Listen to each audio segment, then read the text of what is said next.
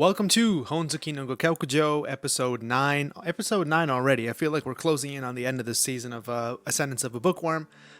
Last week we had that whole fantasy imposter syndrome arc is what I'm calling it, where Mayan comes to grips with the fact that she's inhabiting a young girl's body in a different world, and Lutz kind of calls her out on the fact that that is in fact what's happening, and she has to come to grips with all that.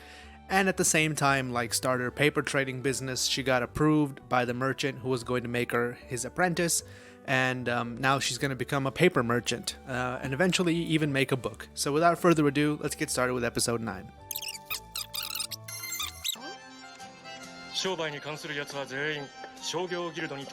Oh, Spice and Wolf. I just read a couple of chapters of Spice and Wolf last week, actually.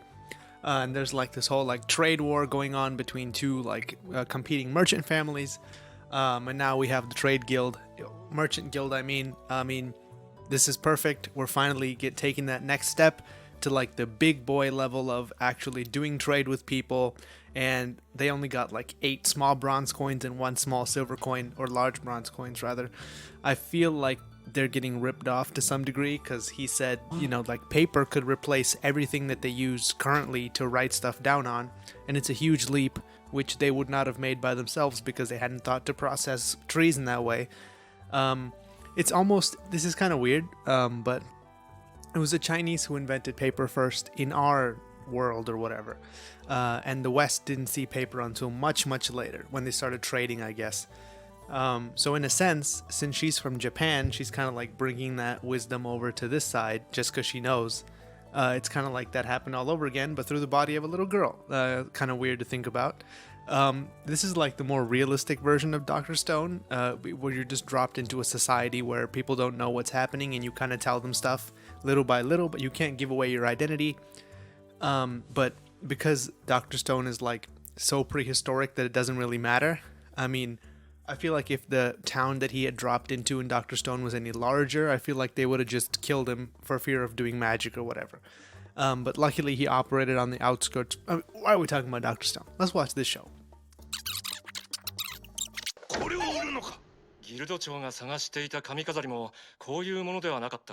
It seems so inconsequential just to look at it and be like, oh hey, this hair ornament is going to change everything, but flowers decay in a day. And if you've been to certain parts of the world, people put flowers in their hair and they get it delivered daily. They buy new flowers to put in their hair every single day. And if you don't have those, then having these is the next best thing, because flowers are basically super hard to transport. They have to be kept with a source of fresh water. It can't get too hot. You can't travel too far because they will literally decay and be worthless. But having these fake flowers, you can store them however you want. They're not picky about that. You can make a bunch at any time. You don't have to wait for them to be harvested, and they last forever. So you can charge a high price for them because people don't have to replace it, very often. So for a normal person, look at this hair ornament would be this is just some random thing this little kid came up with. But these merchant people see the value of this product, and that makes their excitement even more convincing when they realize that this is something that could revolutionize different industries. Mine is just coming in, and if you've ever seen Silicon Valley, she's going to disrupt the paper industry. She's going to disrupt the hair ornament industry. She's about to disrupt basically the spread of information itself when she invents paper books and then the printing press eventually, I'm assuming.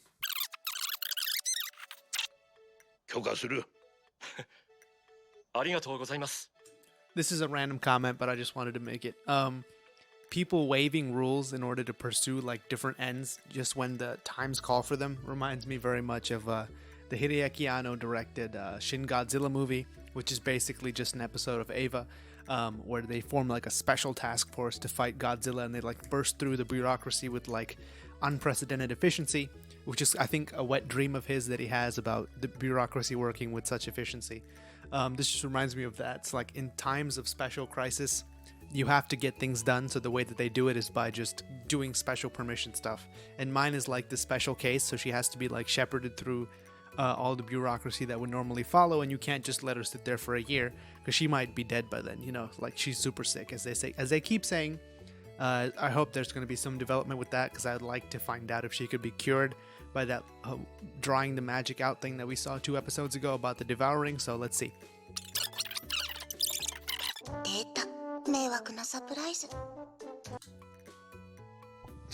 This is such a man thing. This guy's just like, yeah, just make one of those hair ornaments. I'm just gonna give it to her. And then mine, which we've talked about this before, her having like this new perspective on life that we don't normally get to see, where she makes things that are actually improving people's quality of life instead of just like making a lightning generator that does nothing really. We talked about this in the very first episode when we talked about her making shampoo.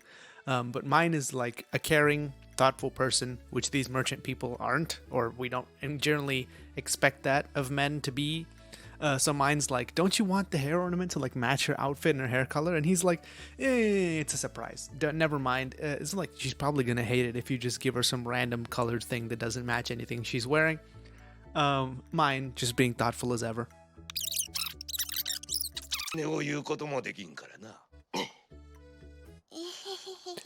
This is another trope of like Japanese media that I've noticed, but this carried over here to this more like Middle Age context, or Middle Ages context, not Middle Age. Which I've been reading a lot of Ippo lately, just about to finish it, 1270 chapters. And a lot of things you see in that is people, when they get signed to, or when they start off at a boxing gym, they just stay there for the entirety of their career, even though there are other people at the gym and who are barely paying them any attention. They don't really switch from any gym just because that's the first place that they went to. Whereas we here in the West, we're more like, hey, you know, like if this isn't working out for me, I got to do something else. I got to find a solution that'll work for me. And mine here has gotten trapped in this whole like first is best type narrative, where she first found Benno-san and he's the one who gave her her big break. But really, he's not doing anything else other than that. And if anyone else had found her, they would have also given her her big break, just because it's based on her talents and abilities that he was able to make money. He's not really providing anything for her that other people couldn't. I don't expect a subversion of this trope in this show just because of the place that it's coming from. But it would be nice to see, you know, like people like her who are working class or whatever, find a place that works best for them and not really works best for whoever first gave them their break. Now, there is some level of gratitude, but I feel like there could be favors done that don't necessarily like undermine your ability to best serve yourself. Call me business-minded or late-stage capitalism or whatever you want. Okay, let's keep watching. どれくらいの値段で扱われているか知らないと市場を混乱させることになる。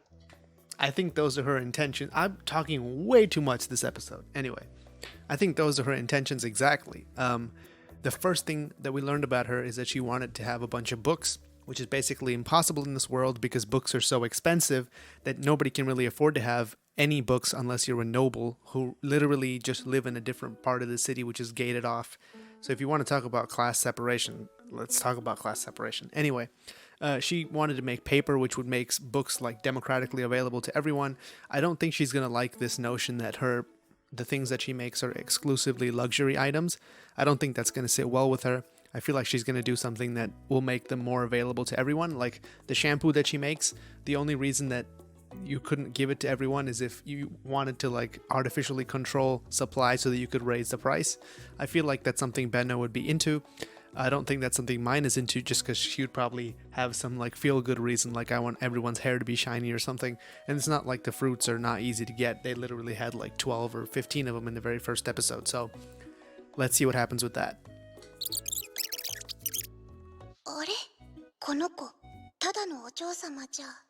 I'm telling you, this anime is Spice and Wolf. This is Isekai Spice and Wolf. Okay, continuing.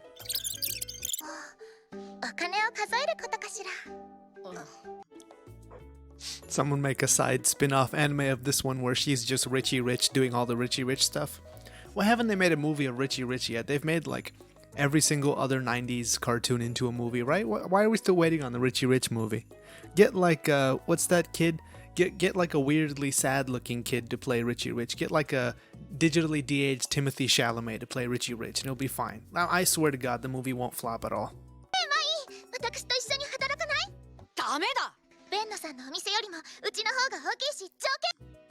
I love the side plot of everyone just trying to hire her to get her to work for them. This is perfect. It's like, you should like get everyone to start bidding on who wants you to work for them the most. That's how you increase your pay. Don't just start your own trade guild. call it the Inventors Guild and charge people to have admission to that, and then make like a percentage of. Oh, I'm overthinking this. Watch the anime. を失った時に反動が来るから気をつけて。そうですか。Interesting. So she thinks it's some kind of like motivational stuff where if you doubt yourself, it'll come back to bite you, but you are still malnutritioned for some reason. I guess it's just a combination of stuff. Anyway, so that explains why mine, when she was like that, when she got all down on herself, all like depressed about what this world was doing when her mom burned up her wooden tablets. That was still a bad move, Mom. You should probably apologize for that. That explains that. But she says no cure, but Benno said last episode there was a cure or whatever, or episode before that there was a cure. I hope she gets a cure. I hope we don't have to deal with her like dying prematurely. That would suck. But you know, like the brightest flame burns out the first or whatever. I'm okay with it if she has some like lasting impact on the world. This is a very fatalistic way of looking at this. I'm sure she's gonna get cured. Don't worry about that. Don't get all down on the fact that she's not. It's fine.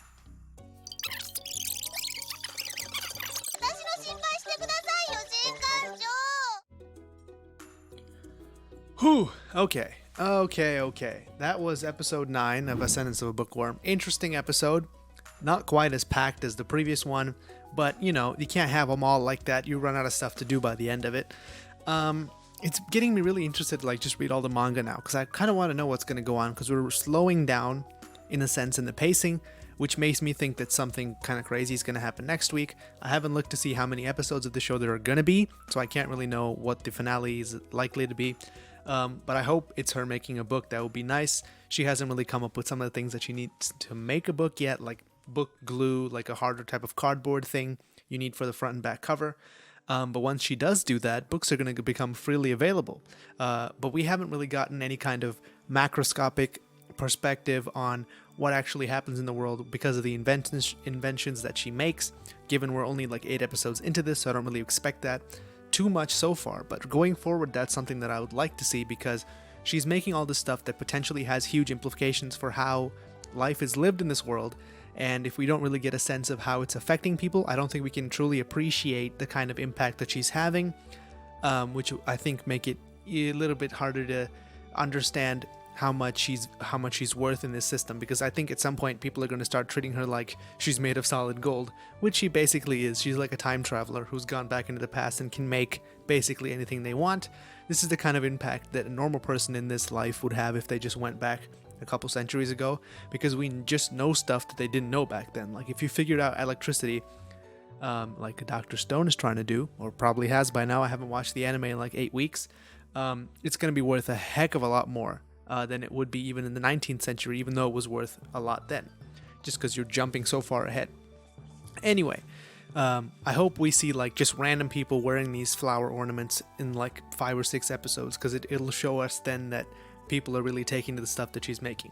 That's just like a surface level examination of what I want to see from the show. It's still a wonderful show to watch week to week, just because it gives you like a nice little dose of a wholesome business action combined with like a time traveling sentiment, combined with like this isekai element.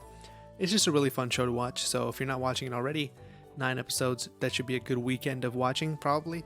Thank you for watching. This was episode 9 of Ascendance of a Bookworm. I'll be back next week, obviously. We're going to keep covering the show until they stop making it, or it just stops showing up for some reason. Anyway, I don't know why I'm weirdly depressed today. It's probably because my ankle is sprained. It's making weird popping noises. So if you know how to solve a popping ankle, leave a comment below. But anyway, thank you for watching. Like, comment, subscribe, all that good stuff, and I'll see you in the next video.